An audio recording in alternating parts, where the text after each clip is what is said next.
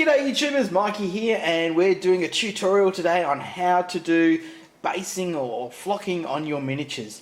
I'm just going to show you the simple process that I do. It's not necessarily the only way you can do it. I'm not saying it's the right way, it's just the way I do it. I like the results, and I commented on Lord17C's channel, and he said, oh, what do you suggest for basing? And I sort of posted up what I usually do and asked if he wanted me to do a video. So I hope this helps him out, and I hope this helps some other people as well.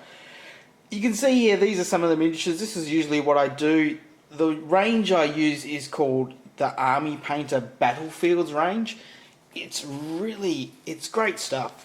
You can get it in like boxes like this. You got like brown battleground, you can get rocks, you can get all sorts. You can get snow.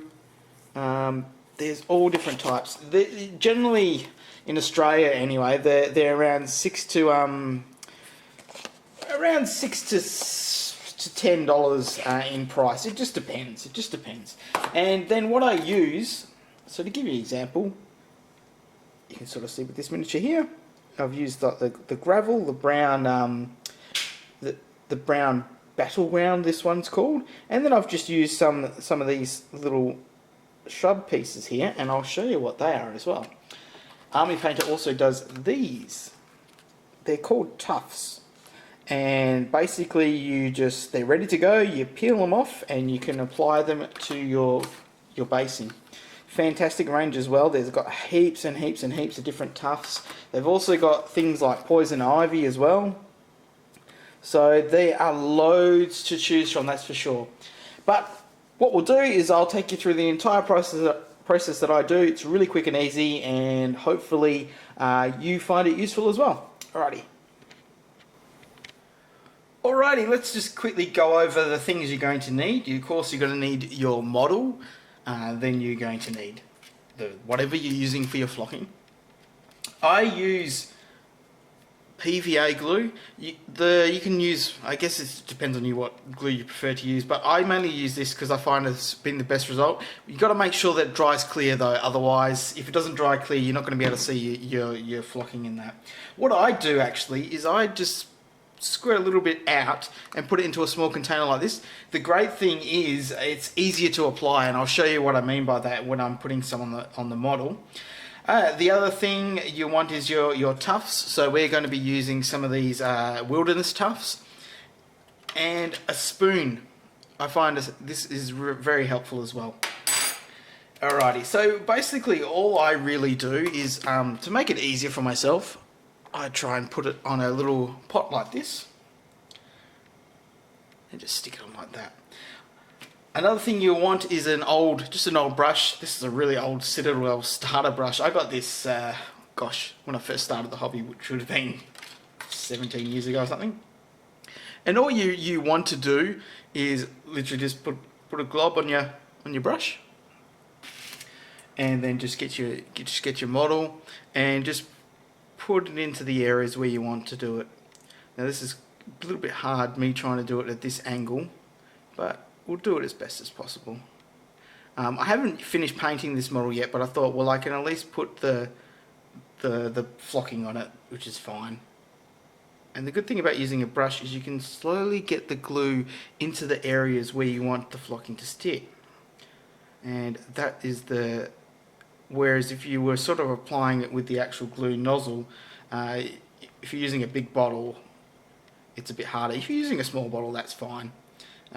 But it just depends on your preference, whatever you prefer to do. I like to do this because I can get more accurate results. I don't want glue all over the model, which is what can happen if you're sort of just dabbing it on that. And you can sort of spread the glue around, move it around. It's quite easy to move, and you got plenty of time too. That's what I find. You got plenty of time to move this around. You don't really have to rush.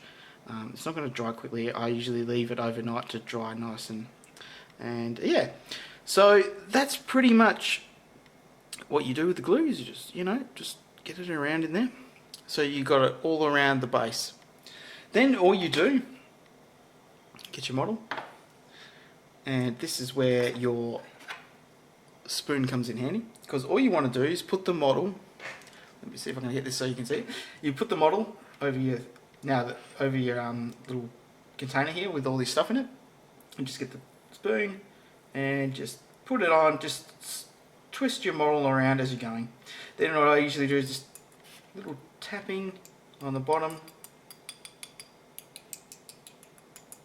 Gets off all the excess, trying to save as much as possible. And usually I just give it a little bit of a blow, and there you go. It's all on there. it's really easy. It's that simple.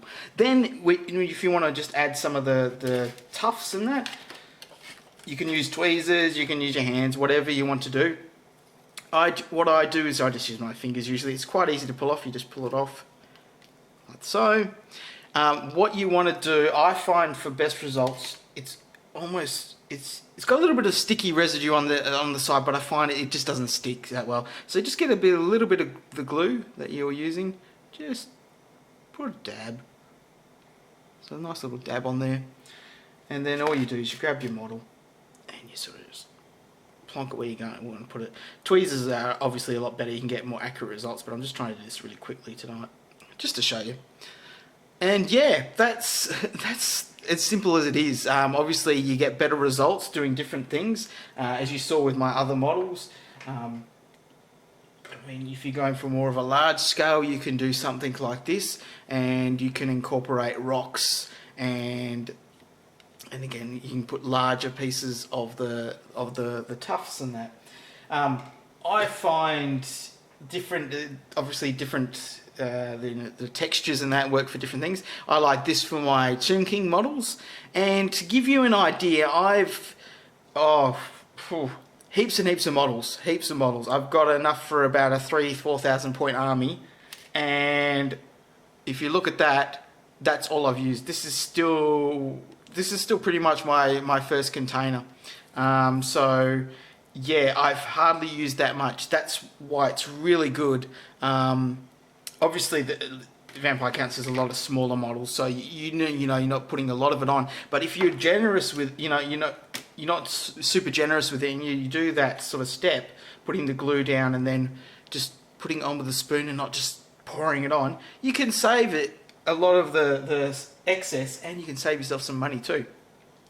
So I hope you enjoyed this really quick tutorial. Obviously, like I said, you get better results if you take a bit more time in that, but very simple to do, very easy, and yeah, it's not that expensive. Yeah, $10 for basically a big pot of this stuff, and I want to say around about the same price for the tufts, really. So yeah, and you can do a lot of models for that price. So yeah, alrighty, hope you enjoyed it, and we'll see you in the next video. Bye.